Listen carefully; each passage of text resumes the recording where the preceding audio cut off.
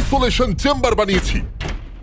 আর আমরা দেখতে চলেছি এই দুজন অচেনা মানুষ পরের 100 দিন এখানে সার্ভাইভ করতে পারে কিনা। এরা কোনোদিনই একে অপরকে দেখেনি। বেলি, এ হলো সুজি, সুজি এ হলো বেলি। দেখা করে ভালো হাই, লাগলো। দেখা করে ভালো লাগলো। তোমরা দুজন যদি এখানে পরের 100 দিন সার্ভাইভ করতে পারো, আমি তোমাদেরকে দেবো $500,000, যেটা এই সিন্ধুকে আছে। কিন্তু তোমাদের মধ্যে যে কোনো একজনও যদি 100 দিনের আগে এখান থেকে বেরিয়ে যাও, তাহলে তোমরা দুজনেই কিচ্ছু পাবে না। ঠিক আছে, আশা করি তোমরা নিয়মগুলো বুঝতে পেরেছো। মজা করো।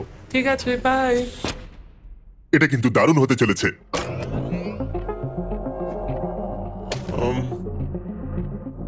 হ্যাঁ, মনে হচ্ছে যেন আমরা একটা পাগলা গারদে রয়েছি। আমরা যে জিনিসগুলো রেখেছি সেগুলো ওরা এখন দেখছে। আমরা ওদেরকে 100 দিনের জন্য যথেষ্ট খাবার দিয়েছি, কিন্তু দেখতে গেলে আমরা একই জিনিস অনেক রেখে দিয়েছি। এছাড়া আমরা ওদেরকে একটা প্রাইভেট বাথরুমও দিয়েছি, যেখানে একটা শাওয়ারও আছে, এবং স্বাভাবিকভাবেই সেখানে কোনো ক্যামেরা নেই, আর দুটো বেড ঘুমানোর জন্য। 100 দিন সার্ভাইভের জন্য ওদের কাছে সবকিছু আছে, কিন্তু প্রশ্ন হলো ওদের কি এগুলো চাই। একটা চিরুনি পেয়েছি। আমি কোনোদিনও চিরুনি ইউজ করেছি কিনা মনেই পড়ছে না। খুব ভালো। দেখো ওরা দুজন কিভাবে রুমের দুদিকে দাঁড়িয়ে আছে, বড়ই অদ্ভুত লাগছে। যখন আমি ওদের দুজনের চোখ খুলেছিলাম, তখন ওরা প্রথমবার একে অপরকে দেখেছিল। আমি শুধু ভাবছি এখান থেকে বেরোনোর পর ব্যাপারটা কিরম হবে।